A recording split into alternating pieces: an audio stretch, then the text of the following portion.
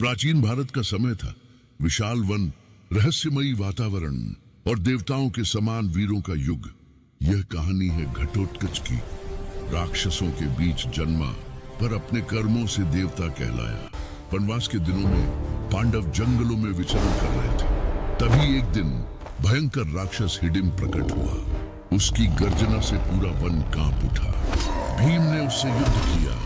भीषण संघर्ष हुआ। अंततः हिडिंब मारा गया। उसी वन में हिडिंबा नाम की एक राक्षसी थी, सुंदर, सौम्य और मानवीय रूप वाली।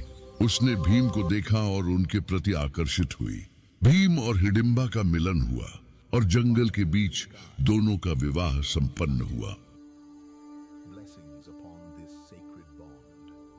आकाश में प्रकाश फैला और एक दिव्य बालक का जन्म हुआ।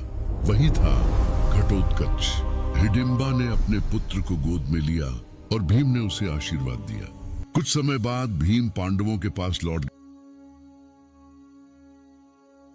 गए और हिडिंबा ने अपने पुत्र का पालन स्वयं किया। घटोत्कच बड़ा हुआ, पर वह साधारण नहीं था।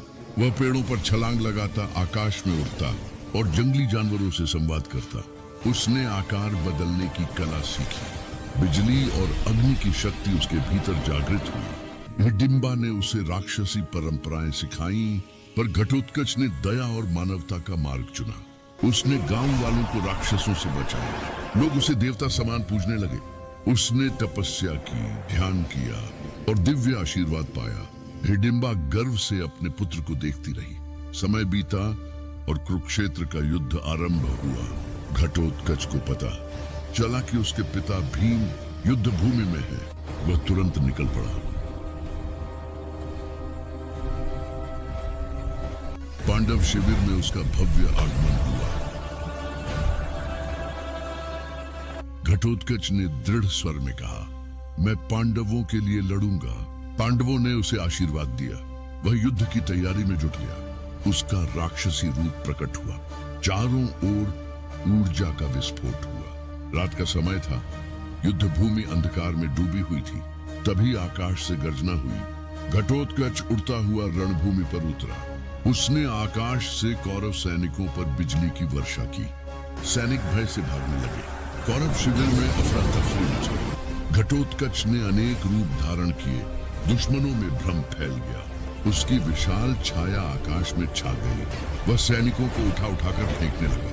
दुर्योधन घबरा कर चिल्लाया, कर्ण, मेरी सहायता करो। भीम ने गर्व से कहा, देखो, यह मेरा पुत्र है। अर्जुन ने मुस्कुराते हुए कहा, तो यह सच्चा योद्धा है। कौरव सेना में भय फैल गया। घटोत्कच ने अपना सबसे विशाल रूप धारण किया। पूरी रात युद्ध भूमि पर उसका आतंक छाया रहा। पांडव शिविर में जय घोष गूंज उठा। घटोत्कच ने रात हमारे नाम कर दी। अगली रात कर्ण अपने रथ पर रणभूमि में आया। दो सफेद घोड़े उसके रथ को खींच रहे थे।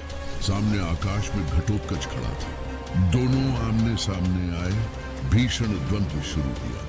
आकाश में बिजली चमक उठी। धूल का तूफान उठा। कर्ण के बाण और घटोत्कच की जादुई शक्तियां टकराई। युद्ध भयंकर हो उठा। घटोत्कच ने अनेक रूप धारण किए। कर्ण को भ्रमित करने लगा। धीरे धीरे कर्ण थकने लगा। दुर्योधन ने पुकारा, कर्ण, शक्ति अस्त्र का प्रयोग करो। कर्ण ने अपने रथ पर खड़े होकर धनुष उठाया, आंखें बंद की और मंत्रोच्चार किया। सूर्य जैसी चमक चारों ओर फैल गई। घटोत्कच मुस्कुराया, आओ कर्ण, युद्ध समाप्त करो। कर्ण ने शक्ति अस्त्र प्रक्षेपित किया। वह अस्त्र आकाश को चीरता हुआ घटोत्कच की ओर बढ़ा। अचानक आकाश में विशाल विस्फोट हुआ। घटोत्कच का शरीर प्रकाश में डूब गया। धरती कांप उठी। चारों ओर धूल और आग फैल गई। पांडव और कौरव दोनों स्तब्ध रह गए। विशाल शरीर धरती पर गिरा। धूल का तूफान उठा। भीम की आंखों से आंसू बहे, पर चेहरे पर गर्व था। अर्जुन बोला, उसने हमें बचा लिया। कृष्ण शांत स्वर में बोले, कर्ण की शक्ति अब समाप्त हो गई। पांडवों ने मौन धारण किया। घटोत्कच की याद में युद्ध भूमि में सन्नाटा छा गया।